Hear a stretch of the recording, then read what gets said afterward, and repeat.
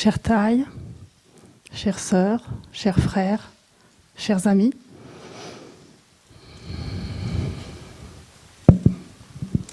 je suis un peu impressionnée d'être là.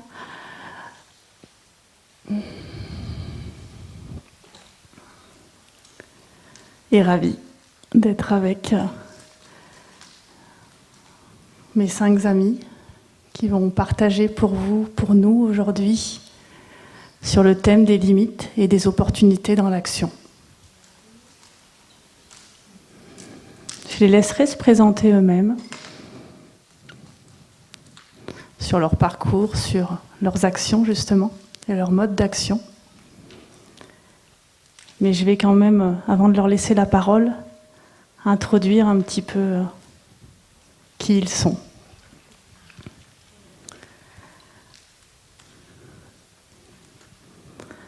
Alors comme il vient de Boulogne-sur-Mer, dans le nord de la France, il partagera en français.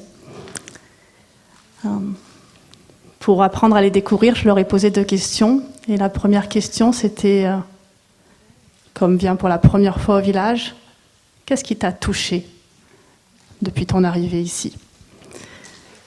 Et il m'a mis un peu la pression parce que il a été touché par le geste des personnes qui invitent la cloche. Il a trouvé ce geste très très beau et pour lui, ça représente vraiment le sentiment qu'il a pour ce lieu. Et la deuxième question que j'ai posée était « Qu'est-ce qui te connecte à la nature ? Qu'est-ce qui te connecte à la terre-mère ?» On était assis dehors dans la petite hutte et comme m'a dit, c'est ça. Et ça, c'était le silence de la pluie, le silence du vent, le silence des oiseaux, les bruits de la vie quand elle est débarrassée des bruits humains, la dimension sonore de la nature.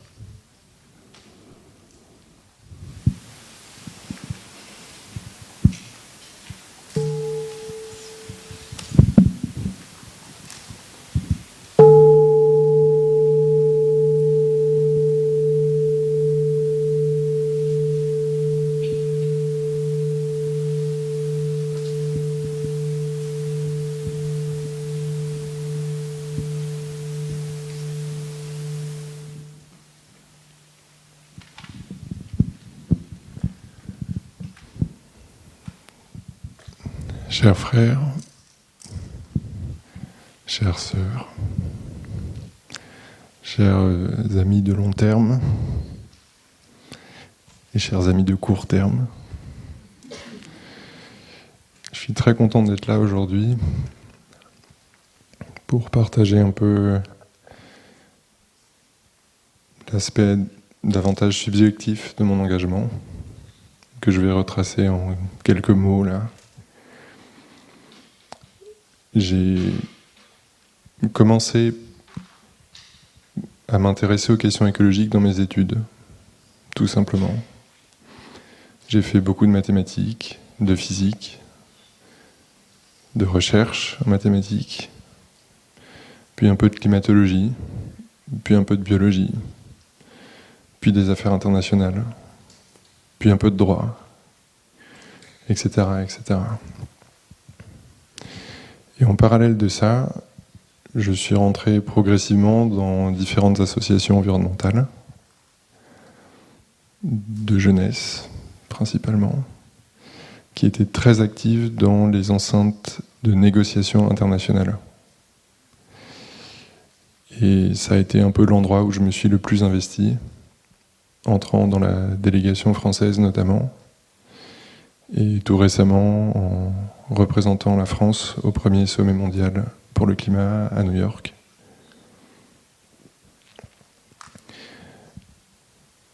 Voilà, en 2 mots. Si j'ai choisi de commencer par vous parler de mes études, c'est pas par réflexe de dérouler mon CV quand je me présente, c'est que il montre la quête permanente dans laquelle je me trouve ce refus de me laisser enfermer dans une discipline unique, que ce soit l'économie, le droit, ou la biologie, les sciences dures, les sciences molles, et tout ce qu'on pourra trouver entre les deux. Je n'ai jamais arrêté d'essayer d'ouvrir en permanence ma compréhension de la question climatique, qui pour moi n'a pas de sens. La question climatique n'existe pas, elle est écologique, et même la question écologique est beaucoup plus vaste qu'une simple question d'écologie. Il y a la question sociale, heureusement, dont on parle de plus en plus, mais après il y en aura d'autres.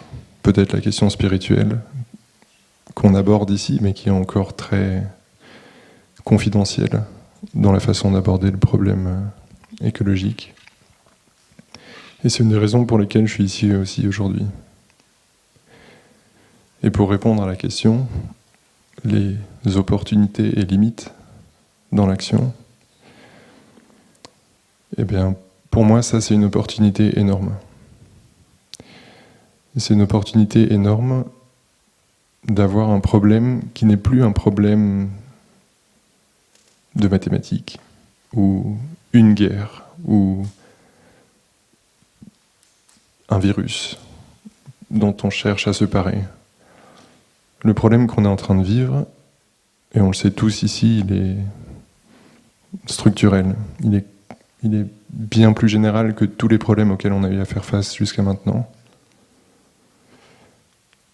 Et dans cette situation, face à ce constat, il y a un penseur qui m'a toujours guidé, c'est Edgar Morin, qui disait « À l'heure actuelle, on ne fait plus d'erreurs de fait et de logique, nous faisons des erreurs dans l'organisation de nos systèmes de pensée. » Ce qu'il dit par là, c'est juste qu'on en arrive à un stade où on sait que l'intelligence humaine est capable de résoudre des problèmes précis, fixés, mais on a perdu l'harmonie, on a perdu la façon de reconnecter tous les problèmes entre eux. Et c'est la limite à laquelle aussi je me sens exposé en ce moment, personnellement, quand je réfléchis à la façon dont je peux être utile dans ce combat-là.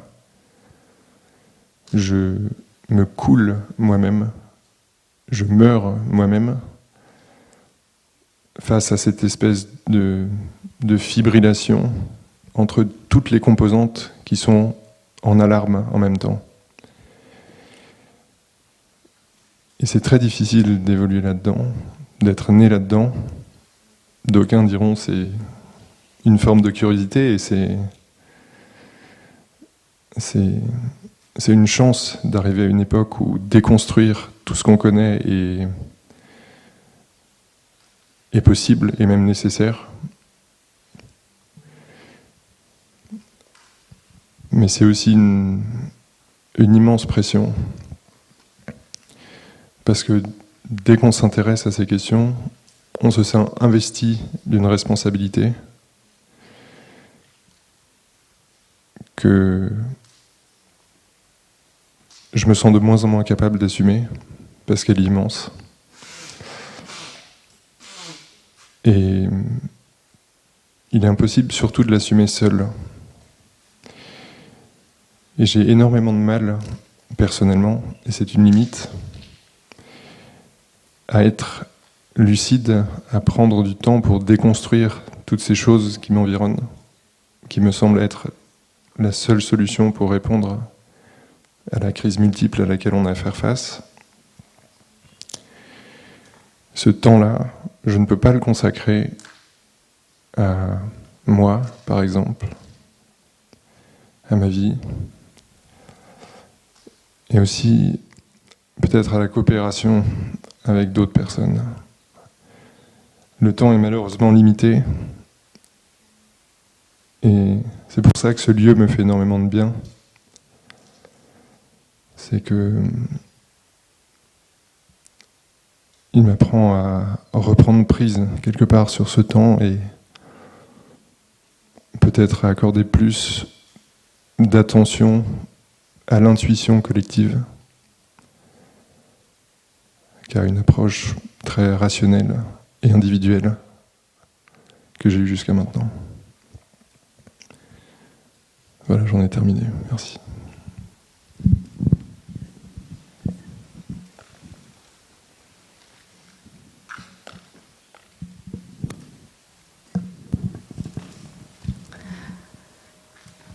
Merci, Com. Nous avons collectivement, volontairement choisi un temps de partage court pour privilégier un temps de questions-réponses long.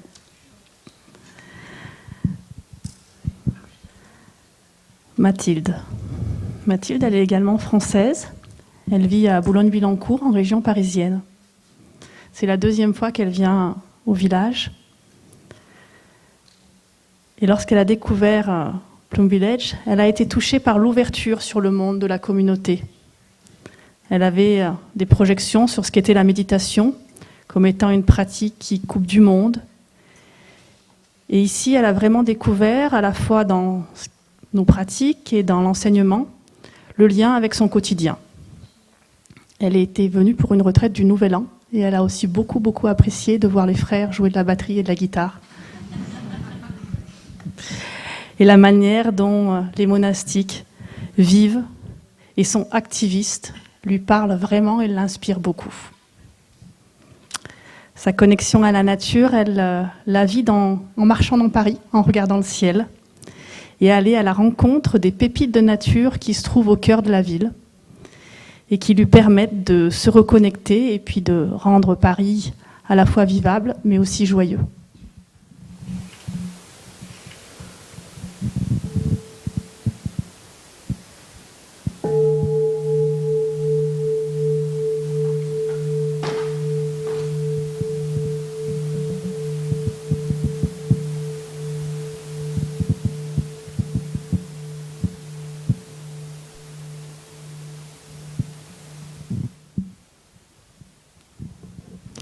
Chers amis,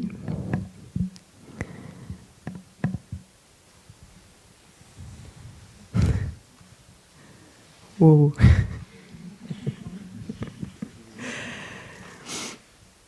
Je me retrouve beaucoup dans les mots de Com, dans ce flou.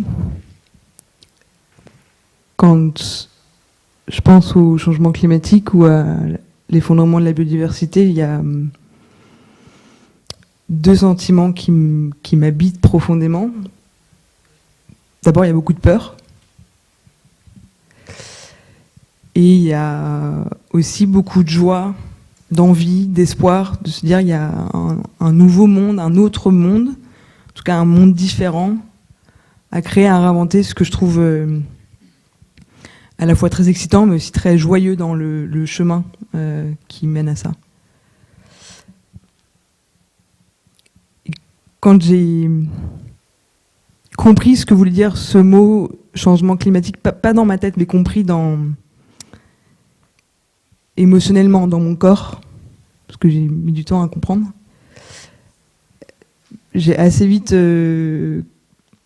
compris que mon petit bagage de biologiste et de sciences politiques n'allait pas suffire pour régler ce problème. Et du coup, je suis partie à la découverte de c'est quoi les modes d'action qui permettent de participer à changer les choses. Donc j'ai travaillé dans des associations des ONG protection de l'environnement. J'ai travaillé au sein du gouvernement, dans l'équipe de Laurent Fabius et de Laurence Subiana pendant la COP21.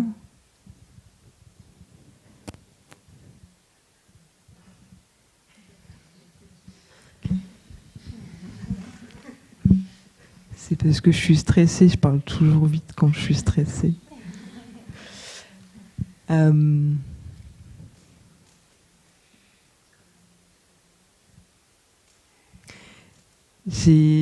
j'ai travaillé dans le monde des médias. Puis aussi accompagné les entreprises, des plus petites aux plus grosses et aux plus crades, plus sales. J'ai aussi parlé d'effondrement chez Total. J'ai aussi découvert la désobéissance civile à Ende-Gelände en Allemagne, ou plus récemment avec pas mal d'amis ici, place du Châtelet, avec Extinction Rebellion.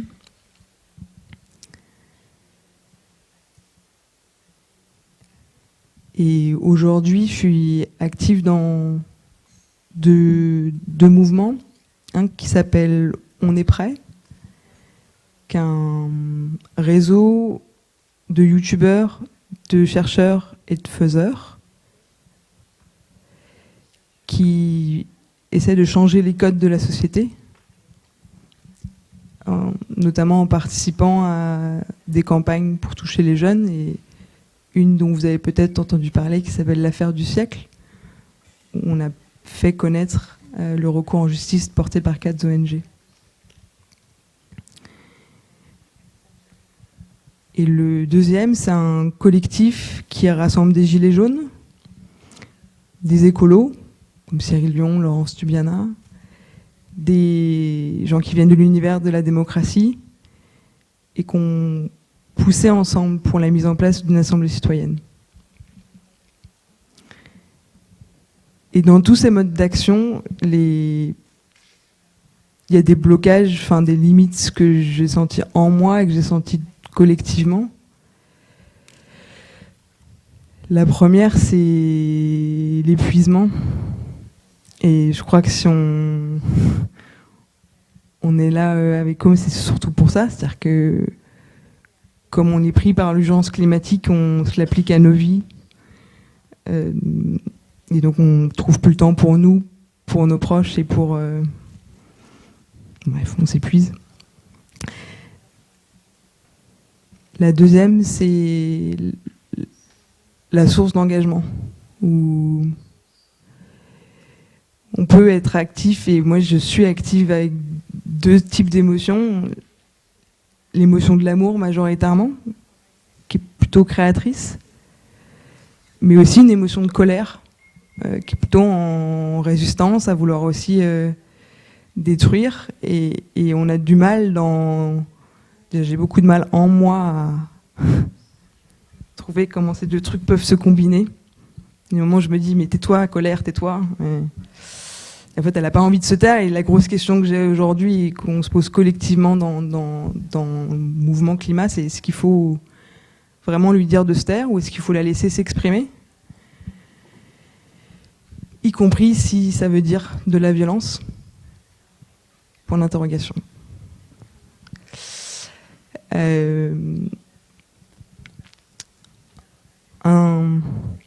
Dans les opportunités que je vois,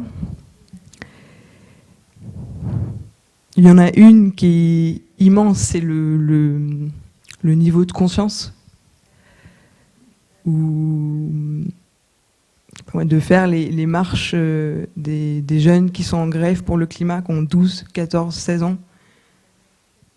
J'ai pris un coup de vieux. J'ai 29 ans, je pensais encore entrer dans la catégorie jeune, et en fait, peut-être pas. Mais je trouve que ça montre que le niveau de conscience est en train de basculer. Et moi, j'ai toujours cette petite phrase d'Einstein en tête qui disait qu'on ne règle pas un problème du niveau de conscience duquel on l'a créé. Et je le pense sincèrement, et donc je pense que je ne sais pas et qu'aucun d'entre nous ne sait comment est-ce qu'on va résoudre cette crise, mais que par contre cette bascule de niveau de conscience, elle est certainement en train de se faire.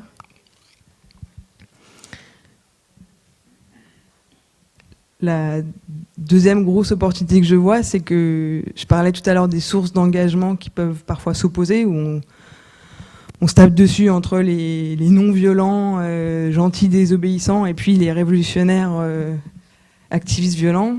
Et en fait, je pense qu'on est en train de sortir de ça et d'arriver à articuler nos modes d'action et la source d'engagement, je crois. J'espère en tout cas. Et la troisième, et je finirai par ça, c'est l'outillage démocratique et spirituel,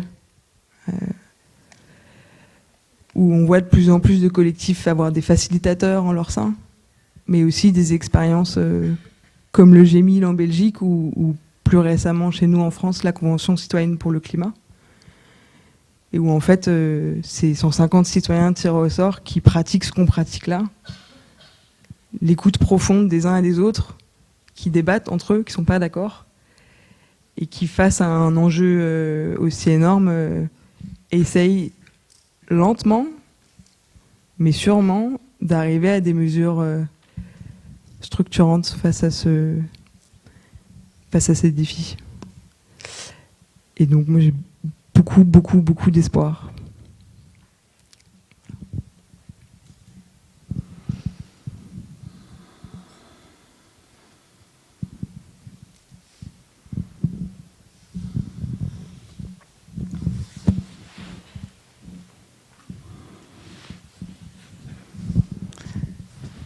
Naresh va partager en anglais.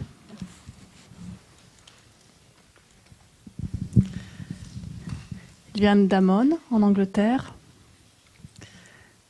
Ce qui l'a touché au village, c'est aussi sa première fois, dimanche à midi, pendant le repas informel. Le fait de manger ensemble, de manger au même moment. À un moment, il a senti que c'était plus je qui mange, il a senti que nous mangions. Et ça l'a profondément touché. Et ce qu'il connecte à la nature et à la terre, c'est de manger des fruits et des légumes frais.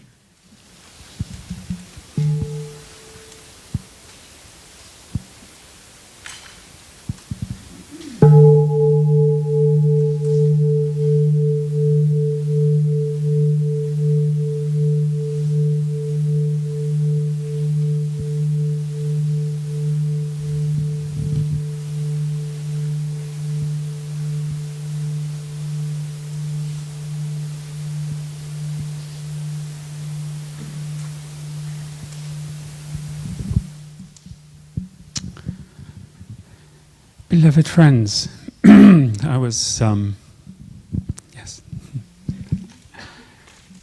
asked to speak today about my experiences in the Transition Towns movement, which I began about 15 years ago. I started that in Totnes with a friend of mine, Rob Hopkins. Before that, I was a CEO of my business. I had a landscape business.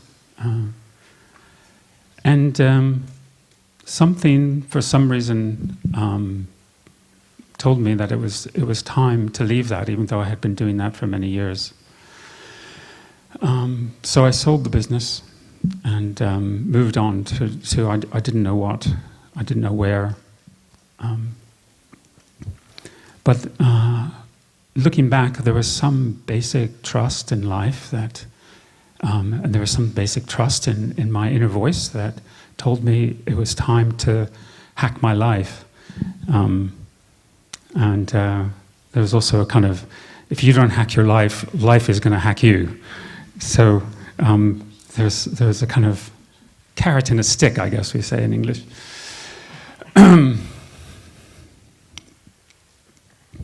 So I'm going to talk to you a little bit about the possibilities and the limitations of transition, this approach, this grassroots approach to creating social change. It's a very simple proposition. Rob and I realized very early on that, is it okay? I know I go very fast when I get excited. That we were going to have to change just about every aspect of life. And this was about 15 years ago, in order to create what we called an energy descent plan. And that it was going to impact everything, not just energy, but everything, including our consciousness, our sense of who we are and what we do in the world and what we are as a species. And so we started with that very simple proposition. Transitioners typically ask three questions. The first is if I look out in the world, what do I see? What do I understand about the world and how it works? And the second question is, if I can vision the best that I can do, the best that we can do in my town, city, place, what would that look like? What would that be? And the third question is then, well, what can I do right now to start making that vision a reality? So it's a very much a permaculture approach, a design approach, an approach that takes us from where we are now and invites us as a culture to move to a regenerative culture. And that approach worked. We proposed that people do it in the town that they lived in, where they lived in, that you didn't have to move anywhere, you didn't have to create an eco-village, you didn't have to go somewhere to a monastery and put on the robes. Not that there's anything wrong with putting on the robes, don't get me wrong, but it's just for ordinary people, you can just do it wherever you were, wherever your life was at that moment. So you start from exactly where you are. And you start thinking, well, how can we change what we have into something that's going to sustain us, that's going to regenerate what we need to regenerate. So it was a very simple proposition, and we started in Totnes, and it soon spread. There's now transition towns in over 60 countries worldwide, thousands and thousands of transition towns. It was all open source. Everything we did was open source. We didn't try to protect anything. We just did it and we shared it, and people took it and worked with it and did it in all sorts of different ways, which we could never have imagined would be possible. And that's the beauty of open source, is that people take things and they do it. They do very imaginative, very amazing imaginative things with something that you.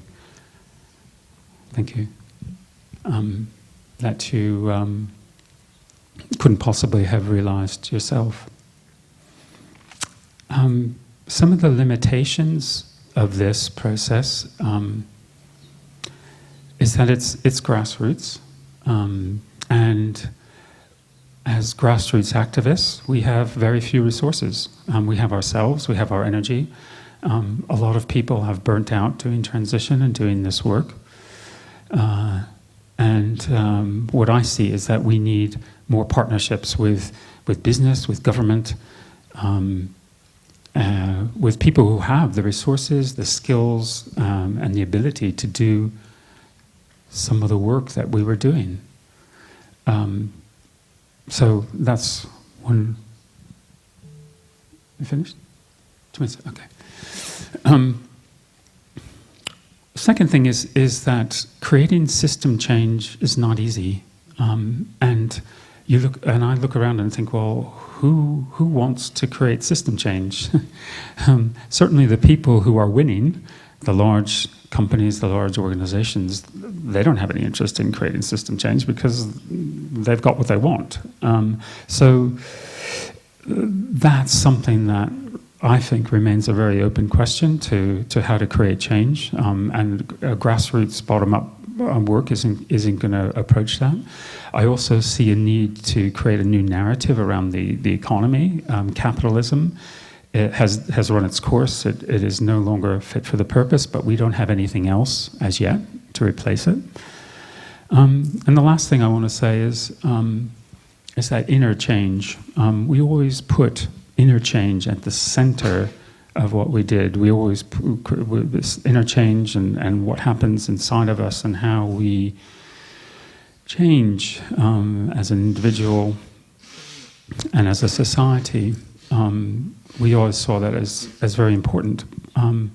And I don't think we put enough importance on it. You can't put enough importance on that kind of what people might call shifting consciousness. Because if that shifts, then everything changes.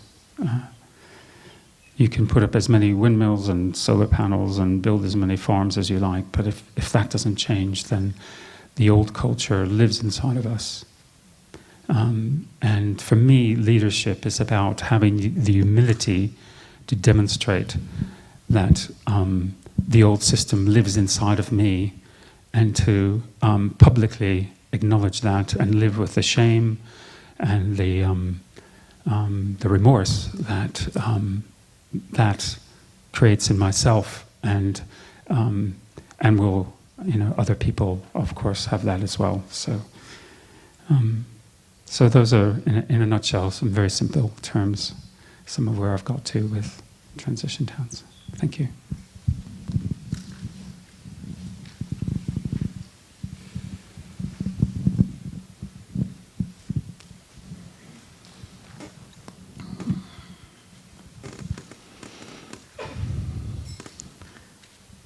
Joséphine, elle est française également.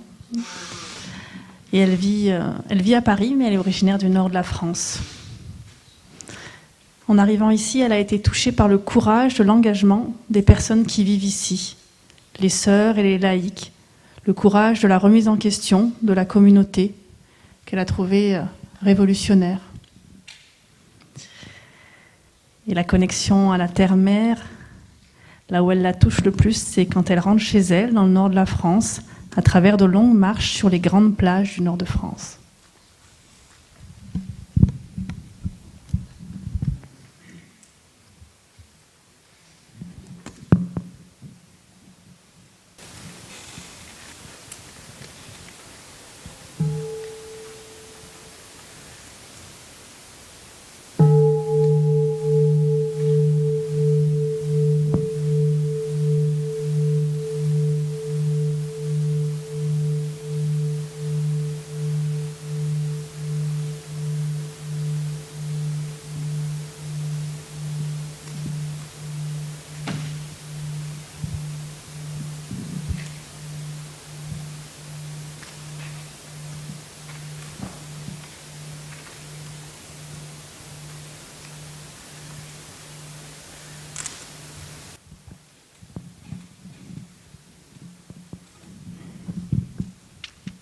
Chers amis, merci beaucoup de m'accueillir et de nous accueillir ici. Vous êtes mon panel depuis que je suis arrivée ici, donc merci infiniment pour l'inspiration que vous me donnez. Je suis un petit peu comme Mathilde, quand je suis un peu stressée, je parle très vite et je bouge dans tous les sens normalement. Donc là, je vais essayer de me calmer. Moi, mon engagement, il a d'abord été plutôt social.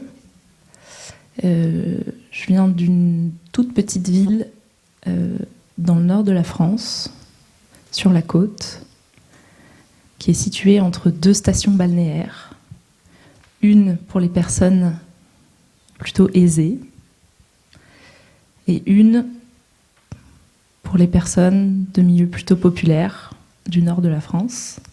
Et du coup, j'ai grandi entre ces deux mondes, parce que c'est vraiment ces deux extrêmes qui vivent ensemble et qui se mélangent, et que j'ai eu la chance de rencontrer à l'école. Et du coup, je ne sais pas comment l'expliquer, je ne sais pas exactement mettre des mots dessus, des dates, des moments. Mais depuis assez longtemps, j'ai une petite voix qui est à la fois, comme on disait tout à l'heure, très en colère contre les inégalités, les injustices que j'ai pu voir chez moi, et en même temps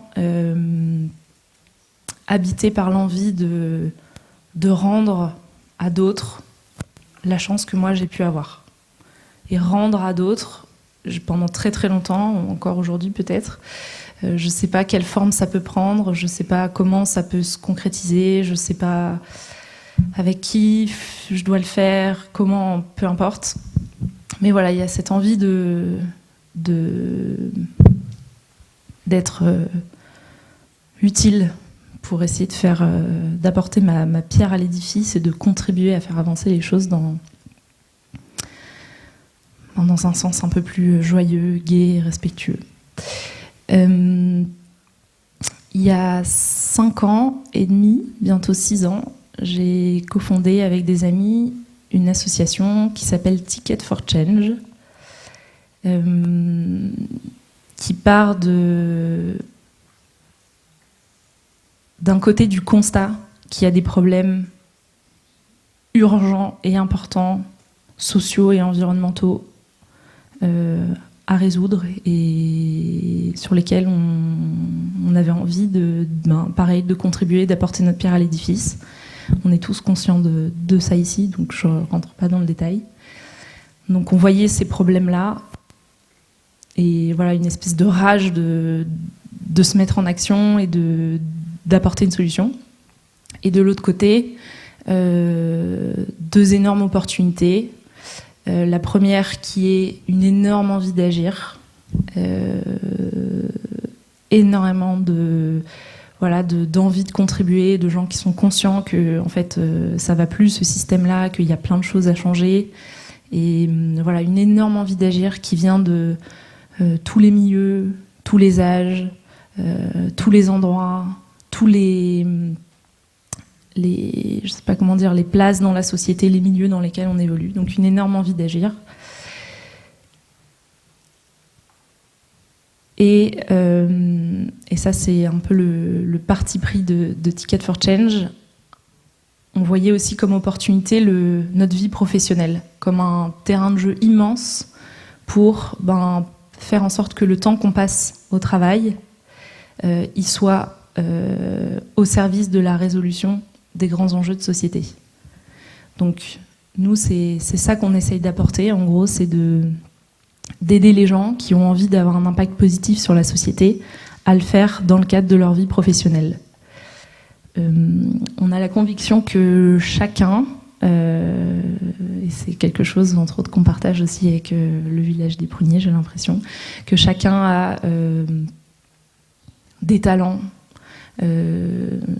des envies, une énergie, des compétences, chacun, où qu'il soit, quel que soit son parcours, a un talent, a des talents à apporter.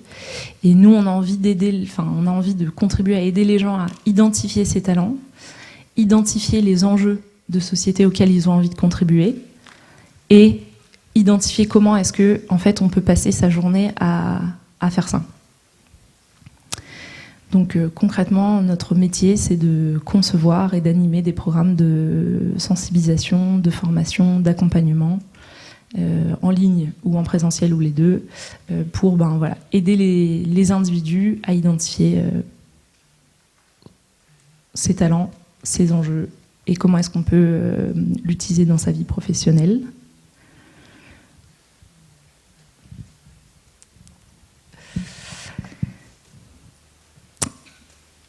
Les opportunités, j'en ai déjà un petit peu parlé au niveau collectif.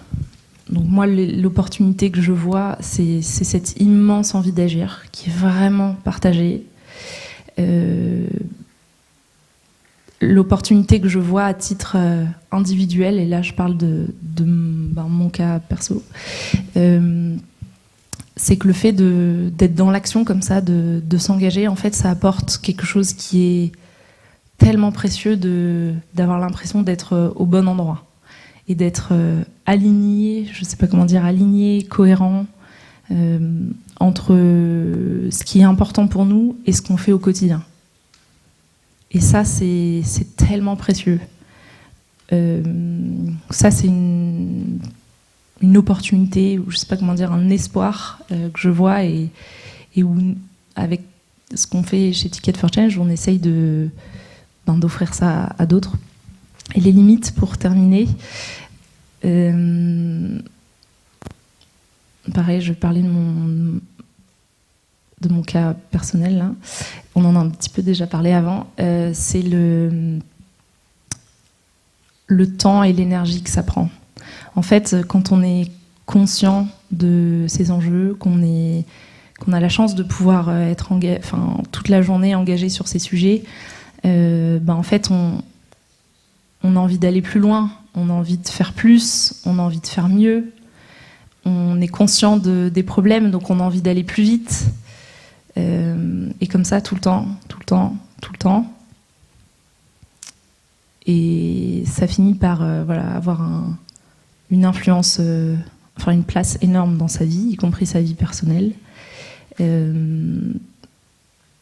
donc c'est ça la limite, et c'est ce que le village ici offre de façon incroyable de aussi nous apprendre à se déprogrammer de la façon dont on fonctionne habituellement et à prendre du temps et à se dire que ça fait aussi partie de l'impact positif qu'on veut avoir autour de nous, quoi. Voilà, je vais m'arrêter là.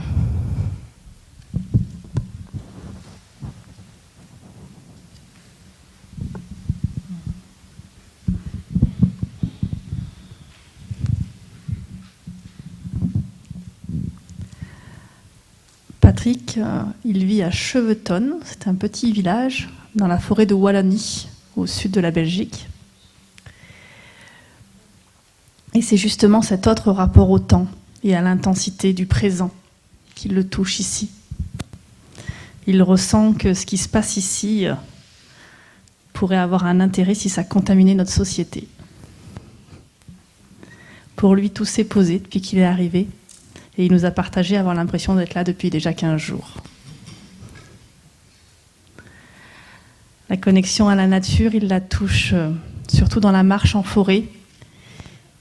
Et puis dans la conscience d'être lui-même la nature. Et du coup de pouvoir toucher la vie dans sa capacité à prendre soin de son alimentation, de ses relations à lui-même et aux autres.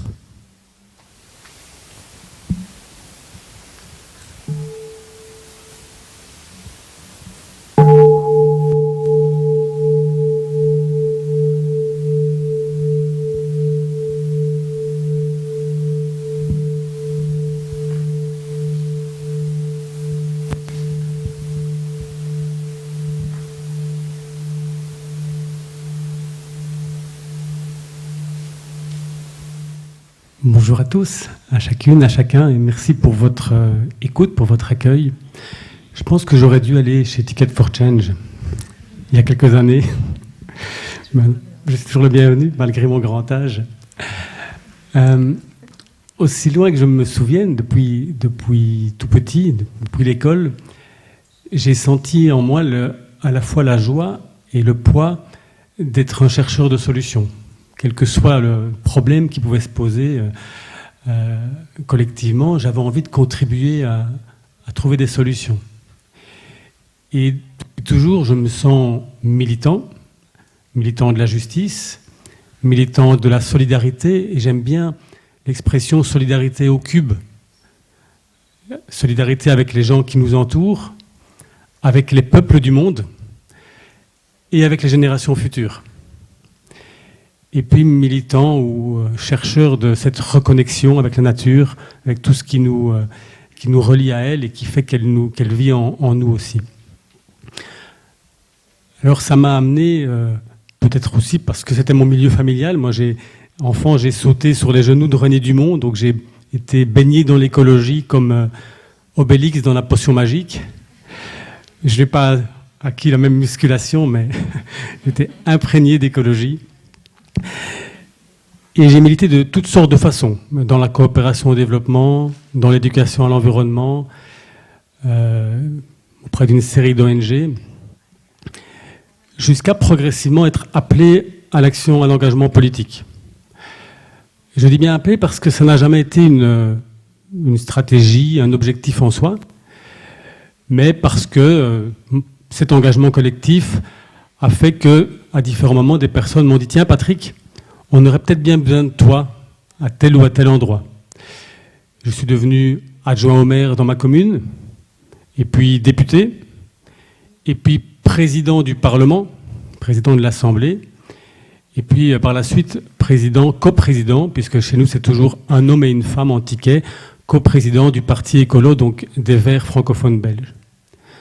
Et donc en tant que mandataire politique, et particulièrement de président d'un Parlement, j'ai vraiment eu cette chance, parfois, pas toujours, d'être au cœur du fonctionnement de la démocratie et du monde politique. Et d'en percevoir donc forcément les limites, les contraintes, mais aussi les opportunités. Et puis, il y a bientôt un an, juste après une belle victoire électorale pour notre parti, j'ai décidé de me retirer et de transmettre le relais de la présidence de mon parti à d'autres. C'était difficile à comprendre pour beaucoup de personnes autour de moi parce que, évidemment, dans des fonctions pareilles, on reçoit beaucoup de reconnaissance, beaucoup de gratitude, beaucoup de signes du fait que voilà, j'occupais des fonctions, on va dire, importantes qui ont les attributs du pouvoir et donc de la puissance. Et c'est vrai, c'est des fonctions de pouvoir. Et en même temps, j'avais l'impression en moi d'une très grande impuissance au regard des défis, des enjeux de notre temps, de notre société. Et j'étais vraiment confronté à ce paradoxe d'être très haut, on va dire, dans la hiérarchie des institutions démocratiques et de me sentir très faible par rapport à la capacité réelle de peser sur les choses. Et donc je me suis posé ces questions. Est-ce que je suis à la bonne place ? La bonne place pour moi, c'est-à-dire celle qui me permet de relier la joie de vivre, le fait de me réaliser et le fait d'être utile.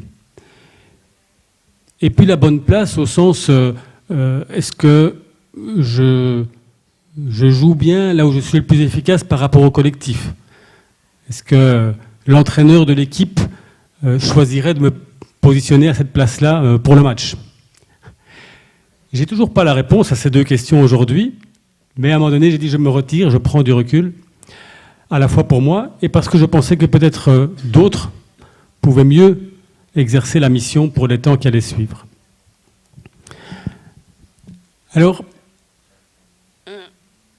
j'ai dit j'avais un sentiment d'impuissance et en même temps, je crois plus que jamais que notre société a besoin de politique, a besoin de décisions politiques fortes au regard des enjeux considérables qu'on a à relever et surtout pour permettre aux plus pauvres, aux plus précaires, aux plus faibles, à ceux qui n'ont pas le choix aujourd'hui de ne pas être les victimes des changements qui s'annoncent.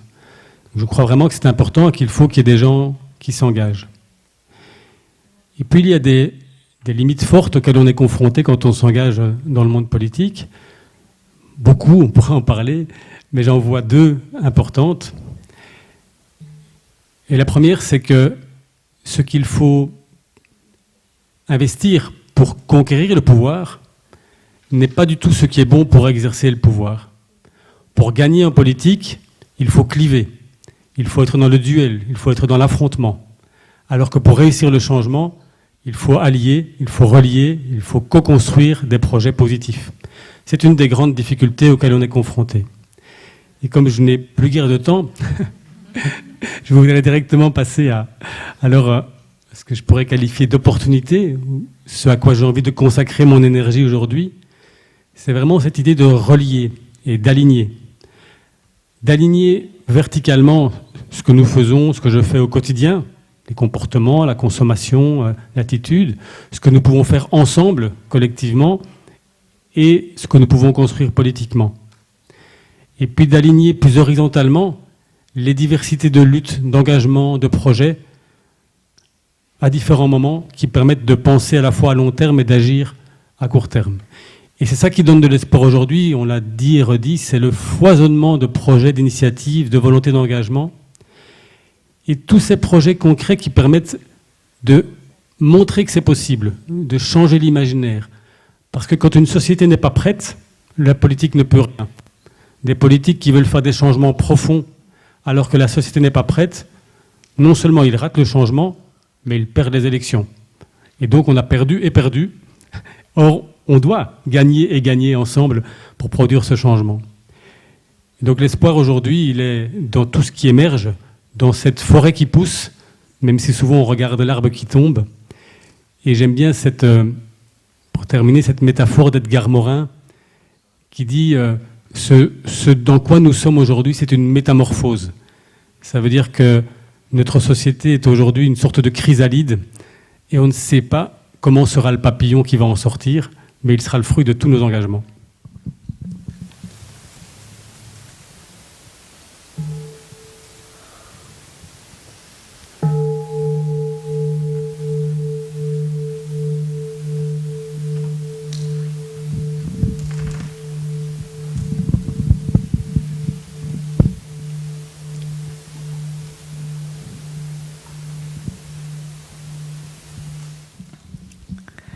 Merci beaucoup pour ces partages qui réenchantent ma vision. Nous avions envie d'offrir maintenant un temps de 5 minutes pour que vous puissiez, vous aussi, partager. Parce que, bien sûr, certaines personnes ont été invitées à venir s'asseoir ici sur ce panel, et en même temps, nous sommes tous des acteurs au sein de la société civile, et cette question de l'action, des opportunités, des limites, c'est une question qui nous incombe à chacun. Donc ce qu'on vous propose durant 5 minutes, c'est de vous tourner vers votre voisin, vers vos voisins, par petits groupes de 2, 3, 4, et si vous préférez tout seul, pour vous-même. On est très fluide sur la consigne. Voilà, et donc d'échanger entre vous sur ce qui a été touché peut-être pendant les partages de nos amis, ou ce qui vous habite sur ce thème, sur un mode plus discussion, tout en essayant de pratiquer l'écoute profonde et la parole bienveillante. Donc, à votre tour pour 5 minutes, et j'inviterai la cloche pour vous inviter à terminer les partages.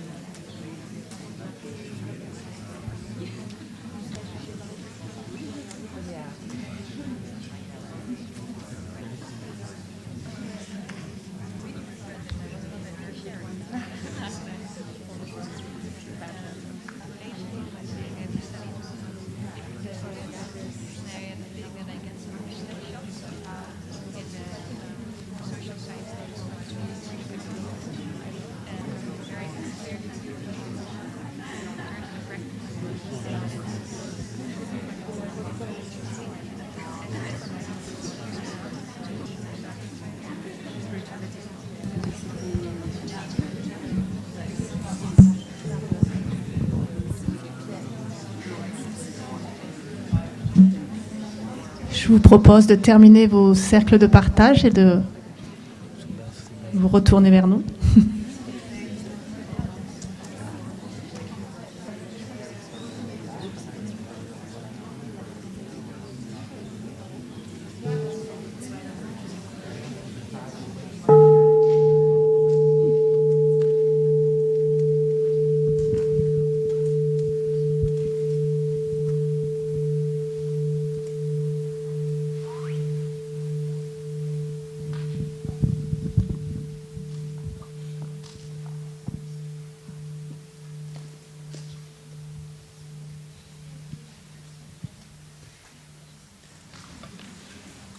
Nous vous proposons de passer à une étape de questions-réponses.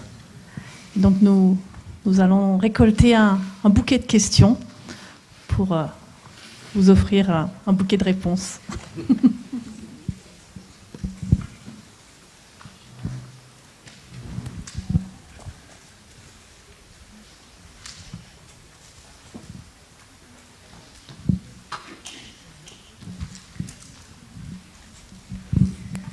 Oui, bonjour à tous et merci pour vos témoignages si authentiques. Et ma question est pour Patrick, parce que je me demande pourquoi au niveau du gouvernement il y a si peu qui est fait, si mal et des fois pas du tout, ou au contraire dans l'autre sens. Et je me dis comment ça se fait. Enfin, tu parlais de du fait que tu te sentais impuissant au sein du gouvernement. Et j'aimerais savoir comment, parce que je pense qu'il y a plein de ministres, plein de gens qui se sentent aussi impuissants, alors qu'ils ont les clés du pouvoir, on en a l'impression. Et comment ça fonctionne pour qu'il y ait ça qui se passe, quoi. Voilà.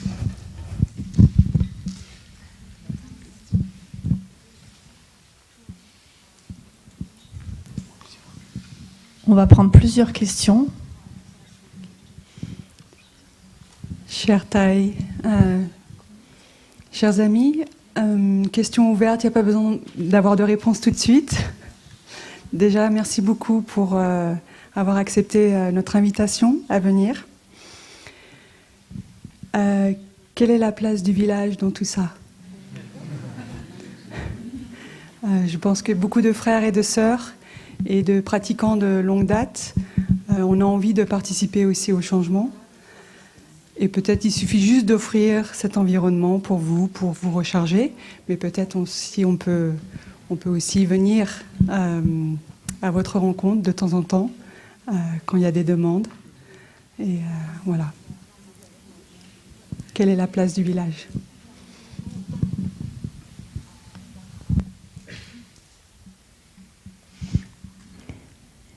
This is a question for Naresh.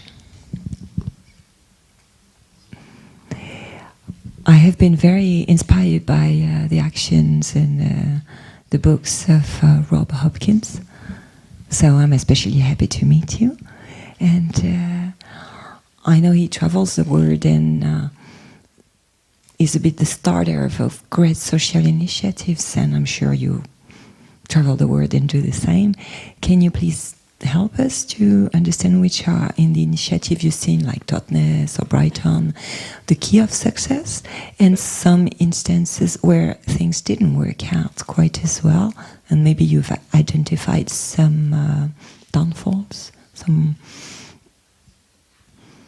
posture that can be a hindrance to make transition happen.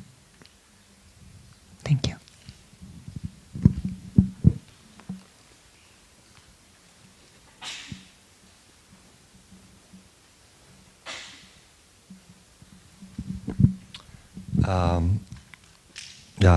Dear Thai, dear community, dear Sangha, thank you. I will ask two questions. First for you, Hamish. What's the next step? You talk about Transition City and the work you are doing, so one step beyond, what's the next step? And for you, you were talking about narration, the story. Narrative. What is, from your point of view, the narrative that could federate people in this new world?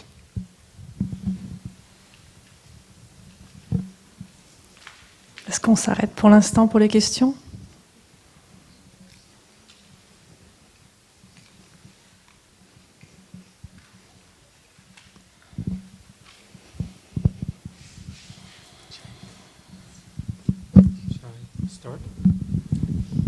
Okay, I'll start. The question about what makes transition work in some places and not in others, or what makes it go and what makes it not go. It's, I think in every training and every conference I've been at, somebody's asked that question, and there's no one answer. It is what we've noticed is places with high social capital. By that we mean people. There's a lot of social activists already and people who are already engaged. Transition goes very well because there's people who are ready to get going and do things. And part of it is also down to the skill of the group who initiates the project.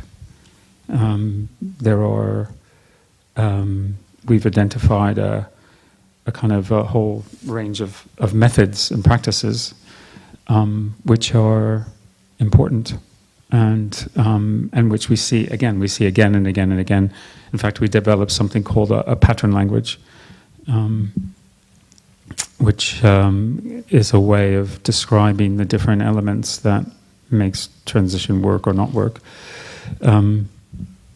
So I guess out of that empirical study, we've come to identify a series of basic propositions that you have to put to your community, and if you do that, you stand a pretty good chance of getting a transition group to work, or any other grassroots organization.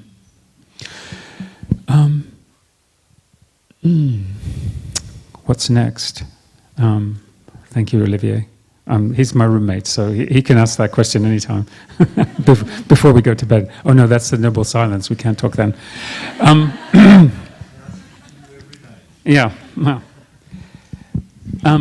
Well, I'm currently working with Liam here on something we're calling contemplative activism, which also speaks to the question the sister asked about what's the role of Plum Village.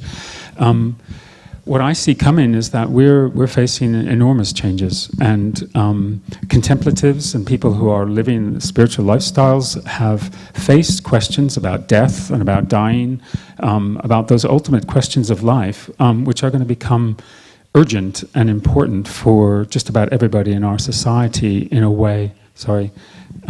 I can tell I'm excited about this. This is a really interesting question. Yeah, I know.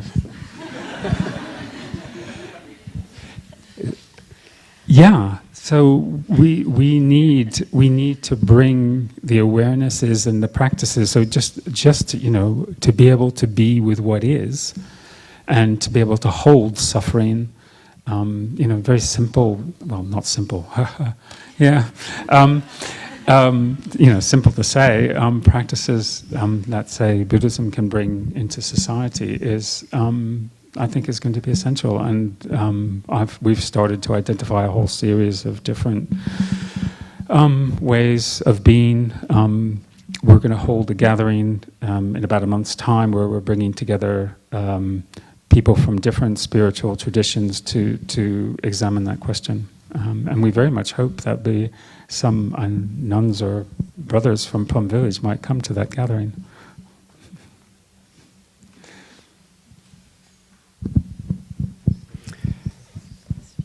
Alors, il y avait donc plusieurs questions auxquelles je vais essayer de répondre brièvement. D'abord, pourquoi est-ce que c'est si difficile pour un gouvernement de changer les choses ? Moi, je n'étais pas au gouvernement, mais peu importe, on peut parler du monde politique en général. D'abord, je pense qu'on doit vraiment avoir toujours conscience que le gouvernement, les politiciens, c'est pas une entité homogène, pas plus que les citoyens. Et que donc, parmi les gens, parmi les citoyens et parmi les gouvernants, il y a des personnes qui sont vraiment persuadées que le progrès, c'est la croissance économique à tout prix, c'est plus de commerce international, c'est plus de spéculation financière. Il y a des gens qui sont persuadés de ça. Et puis il y a des gens qui ont intérêt à ça aussi.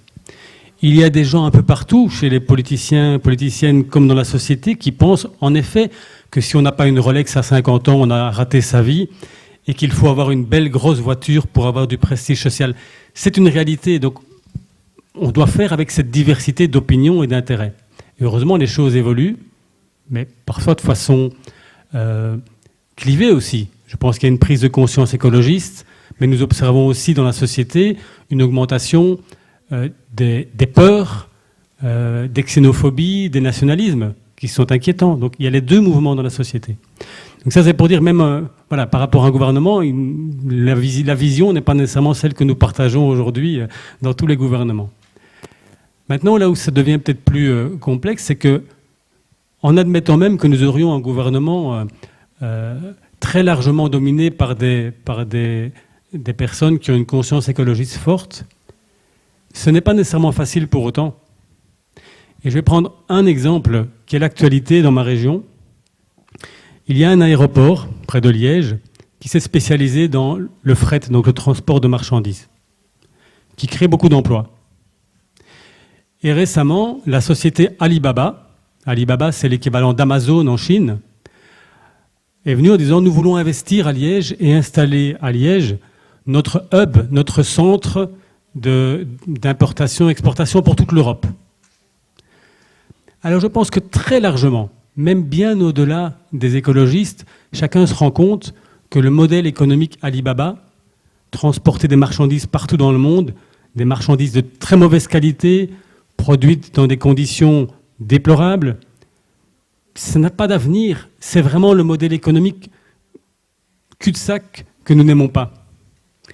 Et en même temps, en tant que responsable politique, il est presque impossible de dire non à Alibaba. Parce que les gens dans la région, qui est une région qui est en difficulté industrielle, où il y a beaucoup de chômage, les gens disent « mais nous on veut des emplois ». Même si c'est court terme, même si ce n'est pas des bons emplois, on veut les emplois chez nous, plutôt que 200 km plus au sud ou plus à l'est. Et donc ça montre la difficulté de relier de nouveau une préoccupation de long terme et la préoccupation à court terme. Et par rapport à ça, pour être plus optimiste, pour que les politiques puissent agir en ne soutenant pas le modèle Alibaba, il faut qu'il y ait des académiques qui s'expriment, il faut qu'il y ait des mouvements sociaux qui s'expriment, il faut même qu'il y ait des syndicats qui s'expriment en disant on ne veut pas de ce modèle-là. Et alors, le débat politique peut s'ouvrir et on peut dire il y a autre chose à faire. On peut construire autre chose que simplement d'accueillir Alibaba. Alors que si simplement le politique dit non, il va avoir toute l'hostilité populaire contre lui et en fait, on n'aura rien gagné. Donc vraiment, il y a cette importance des alliances qui me semble essentielle. Bon, il y aura encore beaucoup à dire, mais je pense que ça répond déjà en partie à la question de la difficulté d'agir et de montrer qu'il y a des projets. Et les projets, c'est le narratif, en effet, c'est l'histoire qu'on peut raconter, c'est la valorisation de tout ce qui se construit et qui est positif. Ça fait que justement, j'ai écrit il y a quelques mois une nouvelle pour raconter un peu le monde auquel nous aspirons, auquel j'aspire. Je ne pourrais pas répondre à la question beaucoup, mais j'ai l'impression que le narratif, l'histoire qu'on peut écrire, elle doit vraiment faire sienne ce slogan que j'aime beaucoup, moins de biens, plus de liens. Et qu'en valorisant l'importance du lien entre les gens, du lien qui permet de se réapproprier aussi du pouvoir sur le territoire, sur l'économie, etc., en valorisant le lien, on peut réécrire une autre histoire que celle qui nous invite à consommer toujours plus. Et c'est peut-être aussi ça que peut apporter le village des pruniers, en accueillant, en étant cohérent entre les valeurs et les pratiques, et en invitant tous ceux qui ont envie de contribuer, en ce compris, ou peut-être d'abord aussi ceux qui s'engagent en politique, à être moins dans l'ego, je veux gagner contre l'autre, et plus dans l'éco, je construis en lien avec d'autres. J'ai déjà été long.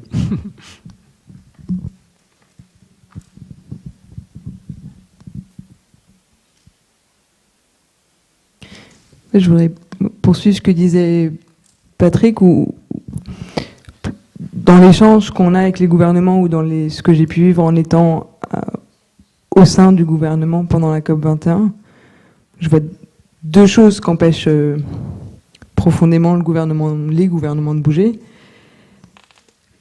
La première, c'est la concentration du pouvoir qui n'est plus que aux mains du politique, voire presque plus aux mains du politique, mais concentré dans les mains d'acteurs économiques et notamment de multinationales.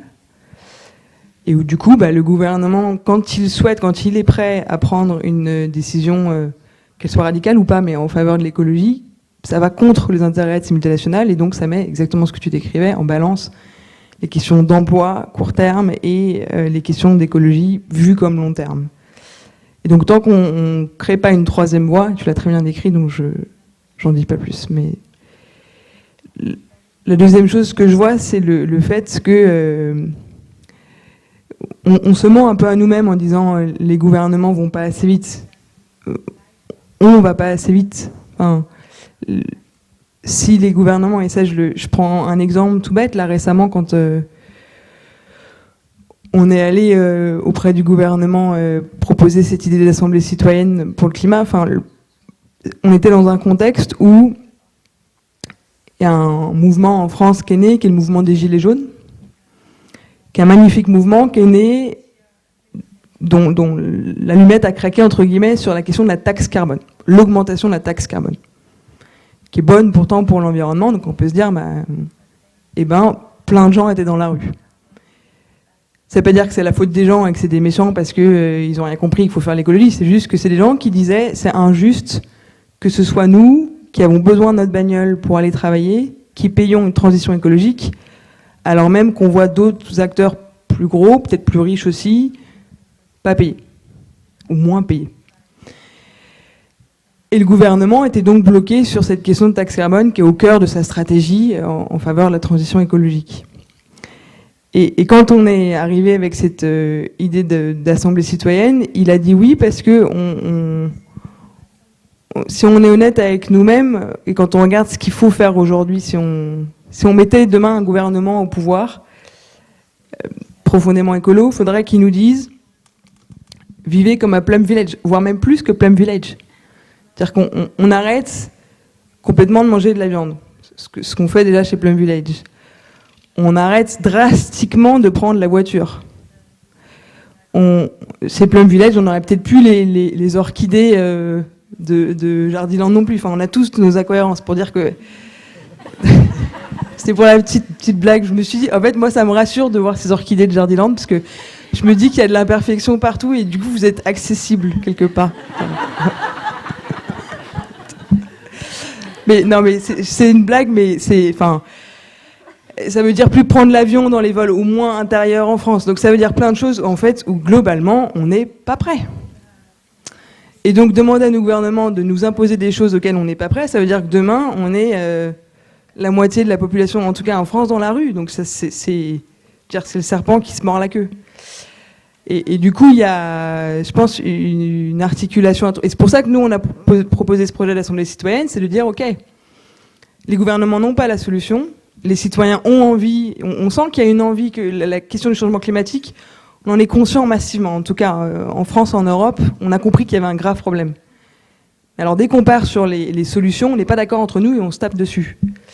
Et donc c'est comment est-ce que collectivement, on arrive via une assemblée de citoyens tirés au sort à trouver des solutions qui créent un large consensus, pas un consensus global, un large consensus, et qu'embarque la société. Et donc que si demain, on met une taxe carbone plus élevée, eh ben, il n'y ait pas la moitié de la population dans la rue. Si on décide des choses encore plus radicales que cette taxe carbone, qu'il y ait un élan dans la société qui fasse que le politique se sente pas tout seul, isolé, impuissant, comme tu le décrivais, mais au contraire soutenu par la population. Et juste en 2 secondes pour Plum Village, parce que je parle trop longuement, mais il faudrait que vous soyez partout. Mais là où moi j'ai très envie de vous emmener, c'est en fait on devient... dans le mouvement écolo-climat, on devient presque toxique entre nous. Parce qu'on vit cette urgence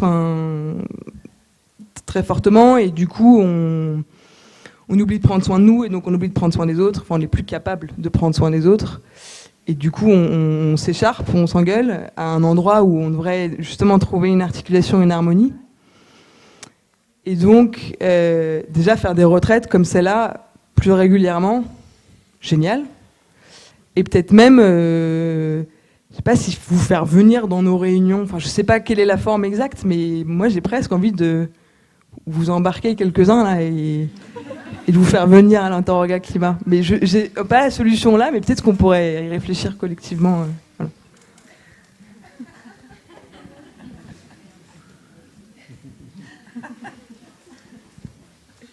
Joséphine, sur les talents de Plum Village, tu as une solution pour...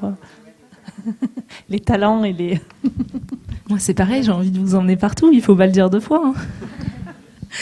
Moi, ce que j'avais peut-être envie de rajouter, c'est un débat qu'on a eu hier en préparant en fait ces échanges, où on parlait de la nécessité, tu me dis si je détourne ton expression de départ, du débat éthique permanent. En fait, les questions auxquelles on fait face là, elles sont extrêmement complexe. Et en fait, il n'y a plus, je ne sais pas s'il y a déjà eu, mais il n'y a plus de questions où on peut répondre oui, non, ça c'est le bien ou ça c'est le mal. En fait, on peut pas fonctionner comme ça. Et du coup, la difficulté, c'est toujours de trouver, c'est un peu triste à dire de cette formulation-là, mais là j'ai pas mieux, c'est quoi la moins pire des solutions à ce moment-là, à cet endroit-là, avec le contexte qu'on a autour de nous. Et du coup, on est sans arrêt confronté à des choix permanents qui sont hyper difficiles. C'est ça aussi qui prend énormément d'énergie. Des choix permanents très difficiles. Donc, il n'y a pas de solution idéale. L'exemple donné, il est parfait pour ça. Qu'est-ce qu'on ferait à cette place-là ? On ne sait pas.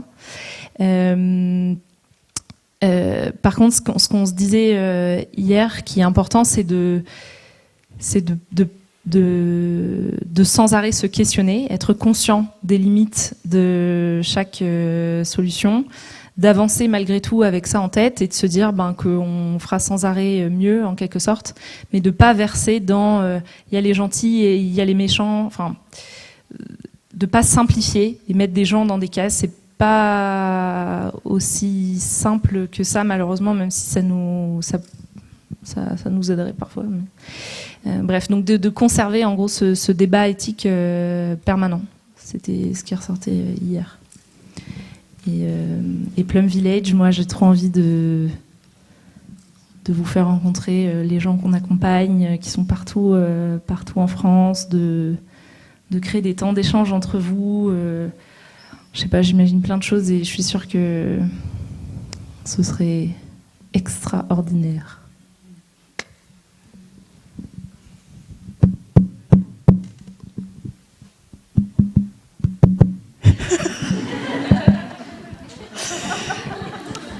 Excusez-moi, je prends encore la parole, juste pour vous partager ce qui m'est venu très fort lors des Gilets jaunes.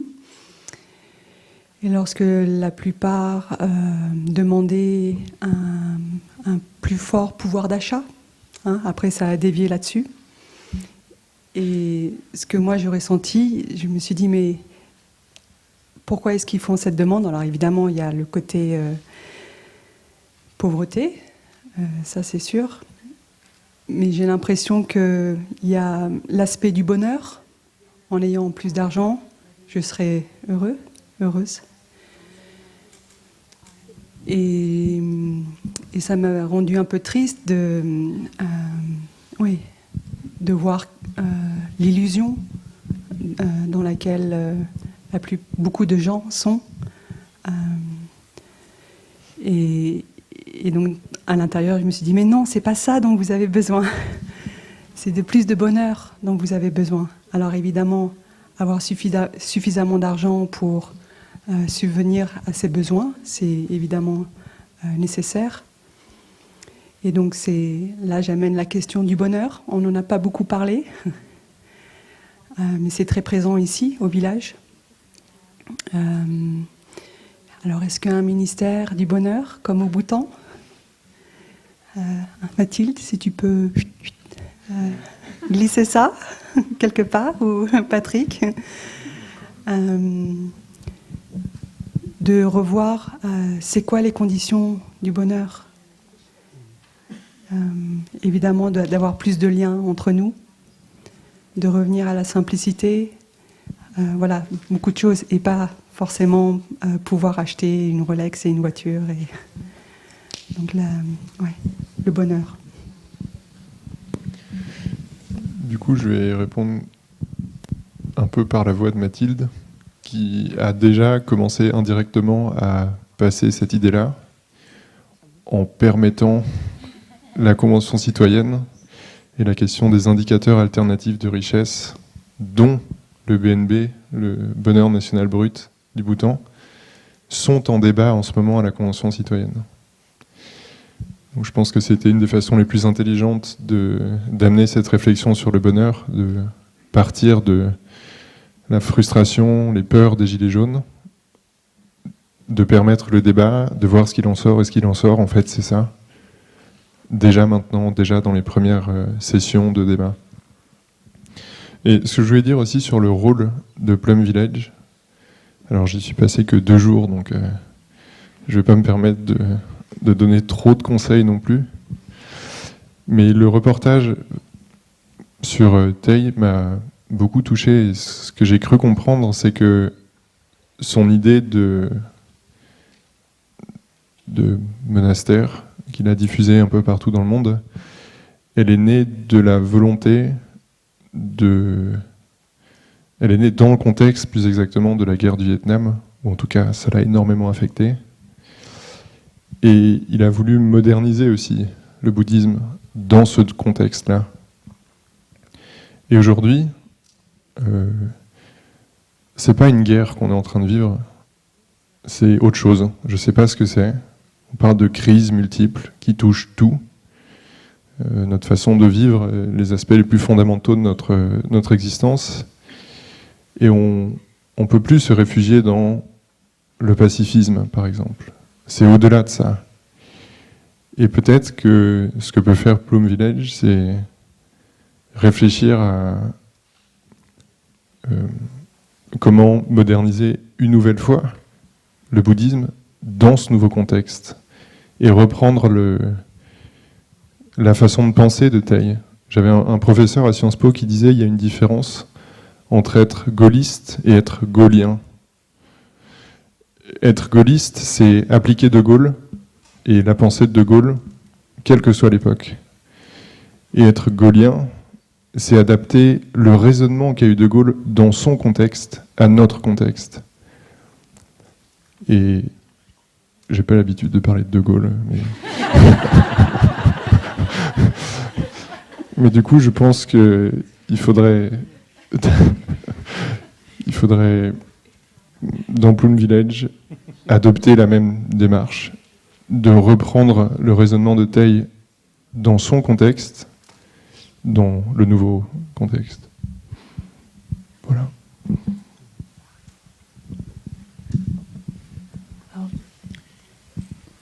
Marianne ? Je regarde les sœurs par rapport au temps, parce qu'il est presque 11h15, il est 11h10. Est-ce que... Au niveau du temps, est-ce qu'on a encore 5 minutes, 10 minutes ?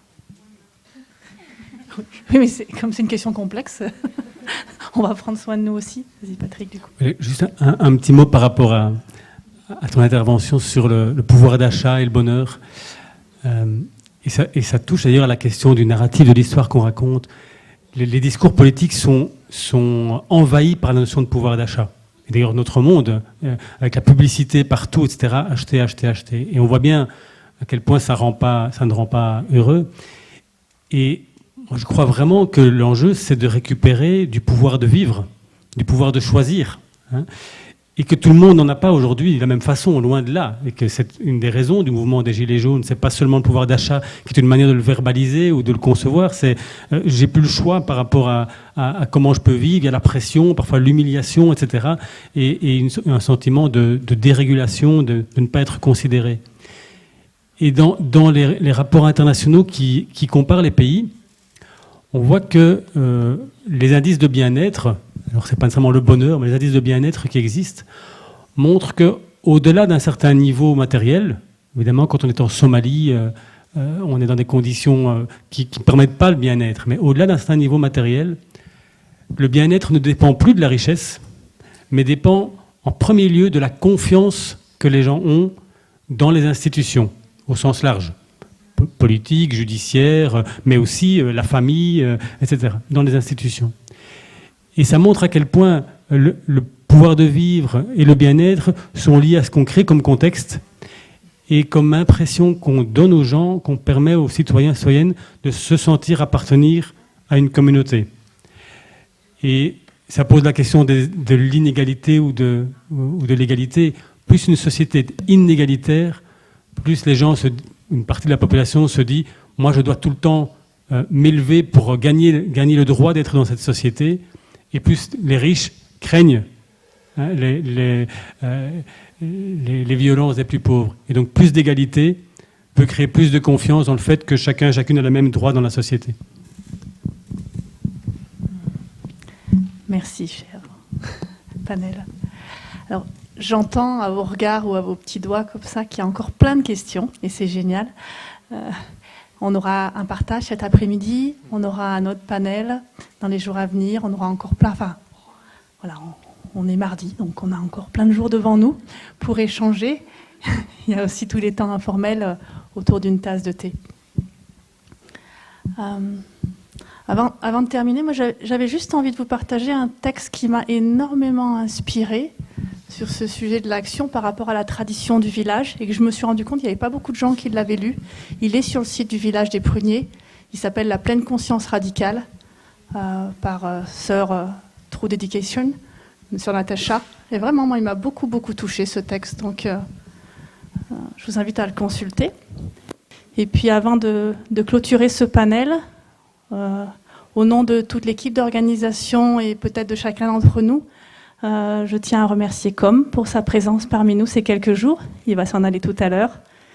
Donc il est venu et vraiment merci.